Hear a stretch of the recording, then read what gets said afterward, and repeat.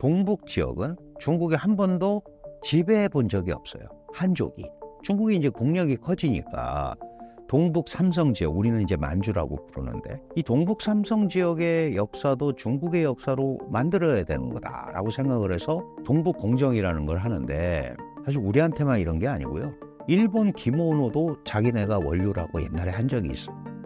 지금도 동남아시아 국가들한테 그런 거 많이 합니다. 뭐 인도네시아, 뭐 옷뿐만이 아니고 이 공예품 이런 것도 다 자기네가 원래 한 거.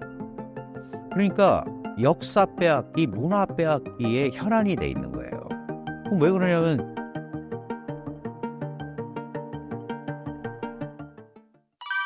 중국의 동북공정이 심화되고 있습니다.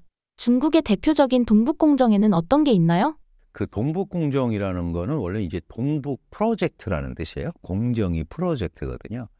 동북 지역의 역사를 중국의 역사로 편입하는 프로젝트가 동북공정입니다. 티베트 지역의 역사를 중국의 역사로 편입하는 게 서남공정이에요. 서남 쪽이잖아요. 위구르의 역사를 중국에 편입하는 게 서북공정이에요. 그러니까 이게 다 옛날에 경험이 있는 거죠. 다시 말씀드려서 동북 지역은 중국에 한 번도 지배해 본 적이 없어요. 한족이. 그게 원래 만주족, 거란, 여진, 우리가 역사책에서 많이 배웠던 데예요. 그리고 나중에 만주 이때만 해도 뭐 청나라가 거기에 있었기 때문에 거기에 강역에 들어간 거지, 중국은 한 번도 지배해 본 적이 없었는데, 중국이 이제 국력이 커지니까 동북 삼성 지역, 우리는 이제 만주라고 부르는데, 이 동북 삼성 지역의 역사도 중국의 역사로 만들어야 되는 거다라고 생각을 해서 동북 공정이라는 걸 하는데, 이 동북 지역의 역사 편입 운동이에요. 그러다 보니까 고구려 뭐 이런 데부터 가는 거예요. 발해, 고구려 막 이제 다 가서 이게 중국 지방정부의 역사다 이렇게 얘기를 하는 겁니다. 그 2000년에 시작이 돼서 2004년에 이제 일단락이 됐다고 하는데, 구두 합의를 했어요. 우리가 동북공정을 더 이상 정치화하지 말자, 학문적으로 논의하자 막 이랬는데, 문제는 지금 말씀하셨다시피 알리테모에서도 한복을 판단 말이에요. 자기네 거라고 그러고 김치도 팔고. 그러니까 이게 끝나지 않은 거죠. 뭐 그다음에 그 백두산을 중국에서는 장백산이라고 불러요. 장발산. 그 만주족의 영산이에요. 그것도 만주족도 영산이 장백산입니다. 백두산입니다. 우리가 얘기하는. 이게 또 이제 6.25 참전의 대간지 뭔지 하여간 반천지의 반이 할양이 됐고, 이제 장백산을 세계 자연유산으로 유네스코에 등재를 했어요. 지금도 계속해서 이제 소위 그 한류 열풍의 반작용이죠. 질투심도 있고 자기들이 안 갖고 있는 거, 컨텐츠화를 못하는 거를 한국이 잘 하니까 그런 데 대한 이제 반작용으로 뭐 우리 거를 빼앗는다 자꾸, 뭐 옛날에 뭐 단오절도 마찬가지고요. 사실 우리한테만 이런 게 아니고요. 일본 기모노도 자기네가 원료라고 옛날에 한 적이 있어요. 지금도 동남아시아 국가들한테 그런 거 많이 합니다. 뭐 인도네시아, 뭐 옷뿐만이 아니고 이 공예품 이런 것도 다 자기네가 원래 한 거다. 그러니까 역사 빼앗기, 문화 빼앗기에 혈안이 돼 있는 거예요. 그럼 왜 그러냐면 자국 문화가 덩치가 커졌는데 자기들 문화를 안 알아주는 거죠. 그러니까 이제 이런 형태가 계속되는 거예요. 그 기억하시겠지만 우리가 옛날에 그 드라마 1회하고 뭐 못했던 드라마 있잖아요. 그 우리 조선 건국 과정을 마치 이상하게 왜곡한 역사로서 보여주면서, 그런 것들도 마찬가지예요. 그건 왜냐? 우리 한국 문화 컨텐츠 업계에 중국 자본이 많이 들어와 있어요. 그러면 그 이제 적절한 시기에 이렇게 만들어 보려고 애를 쓰는 거죠. 그래서 이런 것들은 앞으로도 계속될 수밖에 없다. 우리가 정확하게 인식을 가지고 있어야 돼요. 그래서 아닌 건 아니라고 분명히 얘기를 하고 거기에 대해서 반박도 하고, 예를 들어서 고구려라는 데가 중국의 역사면 그럼 우리는 삼국시대를 어떻게 겪었죠? 삼국 통일을 해서 신라가 생겼고 고려가 되고 그랬는데, 이게 좀 이제 어불성설인 게 뭐 중국의 지방정부였다는데 고구려가 700년인가 지속됐잖아요. 그동안 중국은 왕조가 300년 넘어가는 게 없잖아요. 그럼 어떻게 지방정부가 더 오래 갑니까? 그러니까 앞뒤가 안 맞는 거죠. 그런데도 그렇게 교육을 하고 있습니다. 이게 이제 애국주의 교육, 뭐 이런 거에 영향을 받아서. 실제로 중화민족이라는 건 없습니다. 한족, 무슨 뭐 만주족, 조선족, 무슨 이렇게 돼 있는 거지. 중화민족은 가공의 민족이에요. 가상의 민족. 뭐라고 얘기하냐면 역사적으로나 현재 중국의 강역에서 살거나 살고 있던 모든 민족은 중화민족이다. 이렇게 규정을 한 거예요. 그러니까 조선족도 중국의 소수민족으로서 중화민족의 일원이에요. 그럼 조선족이 갖고 있는 문화도 중화민족의 문화인 겁니다. 돌잡이, 뭐 우리가 파오차에 김치 이렇게 얘기하는 거 이거만 있는 게 아니고 우리 돌 하면은 왜 뭐 실을 잡을 거냐 돈을 잡을 거냐 하는 돌잡이, 씨름, 회가변, 농악무 이런 것도 전부 중국의 소수민족 문화로서 자기네 무형문화재로 다 등록을 해놨어요. 아리랑 마찬가지예요. 중국 소수민족 문화니까 중화민족 문화다. 그래서 유네스코에 등재하려고 막 하는 거예요.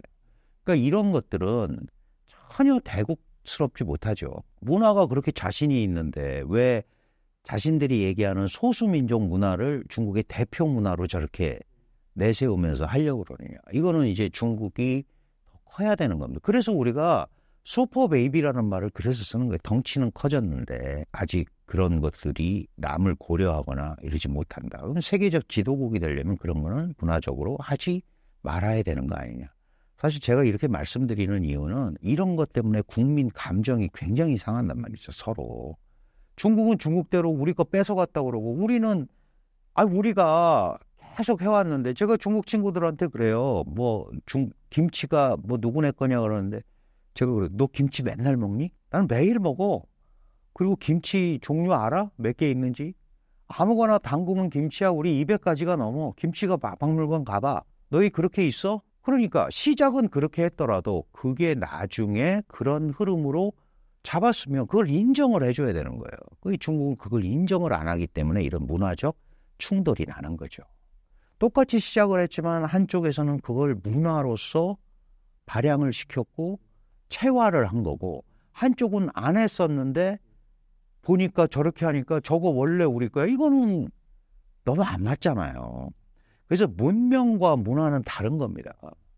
사람이 옷을 입는 거는 문명이잖아요. 창피하기도 하고 외부의 어떤 충격을 막기 위해서 옷을 입잖아요. 그럼 한국 사람은 한국식으로 입은 게 한복이에요.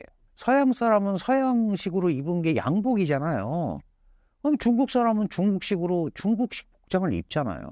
그럼 문화가 다른 거를 인정을 해줘야죠. 그런 부분에 대한 배려나 이런 것들이 중국이 해주지 않으면 앞으로 이 정말 세계적 국가로서 이렇게 하는데 분명한 한계가 있을 거라는 거를 좀 인식을 했으면 좋겠어요. 중국이 동북공정을 시작하게 된 계기, 그리고 이토록 집착하는 이유는 무엇인가요? 중국이 지금 현재 사실은 최대의 강역을 갖고 있다고 봐야죠. 옛날에 한나라, 당나라 이럴 때 영토가 지금같이 넓지는 않았거든요. 이거는 이제 청나라 시대의 강역을 그대로 이어받았고, 물론 이제 외몽골하고 불렀던 데가 이제 몽골로 독립을 해서 좀 떨어져 나갔지만 최대의 강역을 갖고 있는데 중국이 그레이트 차이나, 세계적 국가, 이거를 이제 내세워서 가려면 역사적 정통성도 있어야 되는 거예요. 근데 많은 데가 티벳 강제 점령했다, 위구르도 강제로 빼앗은 거다, 막 이런 얘기를 하잖아요. 그러니까 그 역사가 원래 자신들과 밀접하게 연결이 돼 있는 정통 역사라는 거를 보여주고, 그래서 우리 중화인민공화국의 지금 강역은 갑자기 생긴 게 아니고 뺏은 게 아니고 오래전부터 원래 그렇게 돼 있었던 거다. 이게 이제 장기적으로 보면 그레이트 차이나를 위대한 중화, 중국몽 이런 것들이 다 이거와 연결이 되는 거예요. 이거를 하는데 굉장히 중요한 요소다. 그래서 중국 지금 강역에 있는 역사, 민족과 땅 이런 역사들을 전부 다 재정립을 하는 거죠. 그래서 티벳에서는 서남공정, 위구르는 서북공정, 우리 동북 지역은 동북공정, 이것만 있는 게 아니에요.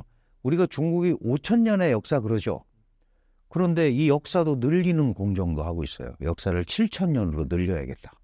역사라는 게 문자부터 기록을 하는 거잖아요. 그 탐원 공정이라는 게 있어요. 탐원 프로젝트. 그러니까 다시 말해서 뭐예요? 지금 현재 중국의 역사와 현상과 강역과 민족을 원래부터 중국이 다 가지고 왔다라는 틀을 만들려고 하는 거죠. 그래서 최종 목표는 강력한 중국을 세팅하는데, 그렇잖아요. 제일 중요한 게 역사, 정통성, 합법성 이런 거잖아요. 거기에 전혀 문제가 없다라는 것을 과시하기 위한 방법이죠. 이거는 특히 서방 국가들한테 훨씬 많이 써먹히고 서방 국가들한테 설득하기가 더 좋은 거예요. 예를 들어서 미국은 1776년에 독립을 했잖아요. 역사가 없단 말이죠. 중국 수천 년 역사를 보면 중세 유럽들은 서로 왔다 갔다 하고 무슨 왕가 되고 이런 단독의 역사를 가진 데가 별로 없단 말이죠. 그 점에서는 한국도 똑같아요. 우리도 왕조가 신라, 통일신라, 고려 간단하죠. 영토는 작지만 수백 년씩 이렇게 척척척 온단 말이죠. 이런 상황이 우리 한민족의 정통성을 얘기하는 거잖아요. 근데 이제 중국 같은 경우도 그런 거를 만들어내려고 하는 거예요.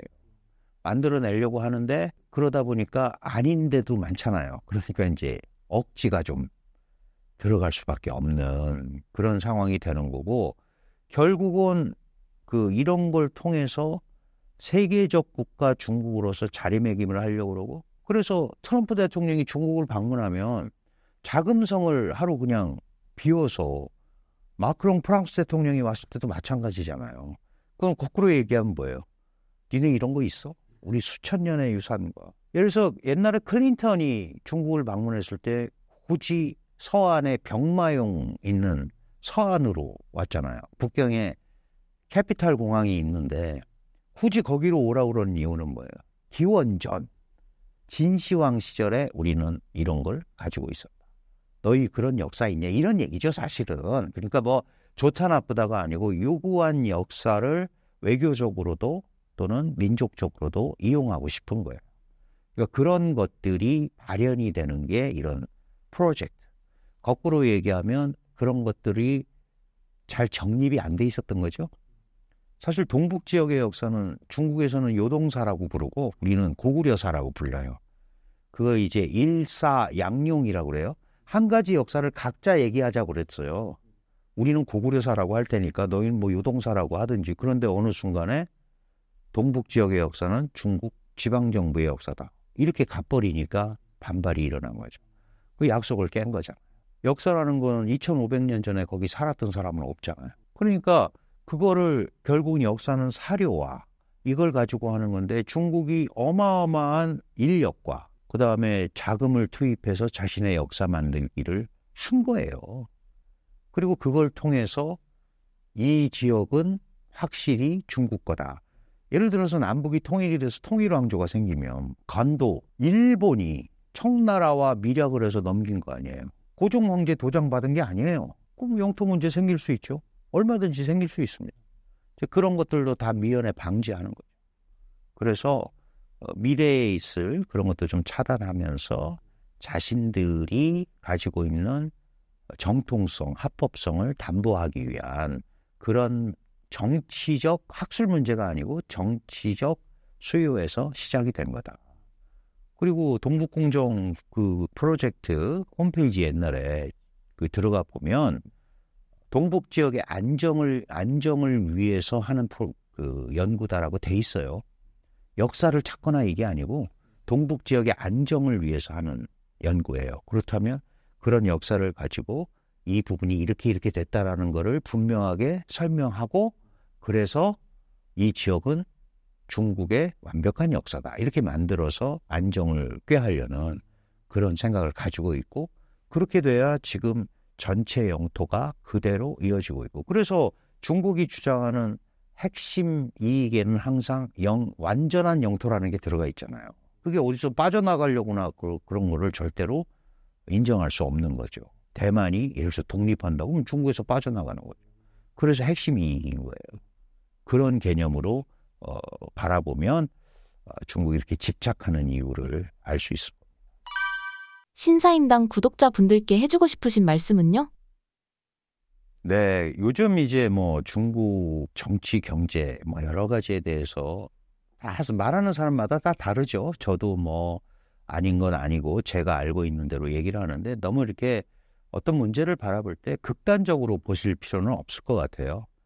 그런 것도 있고 아닌 것도 있는 겁니다. 이게 뜨뜻미지근하게 말씀을 드리는 게 아니고 정확한 그 현상을 가지고 분석을 하고 판단을 하는, 그러니까 귀동냥을 너무 많이 하시면 문제가 생깁니다. 예를 들어서 제가 이렇게 말씀드리는 걸 듣고 진짜 그런지 알아봐야겠다. 그리고 공부해서 자기 지식이 되면 본인이 그걸 갖고 판단을 하면 되는 겁니다. 그래서 너무 특히 중국 같은 문제에 대해서 뭐 미국도 마찬가지입니다. 극단적인 편견을 가지고 선입관을 가지고 접근하지 않았으면 좋겠다 하는 말씀을 드리고 싶습니다.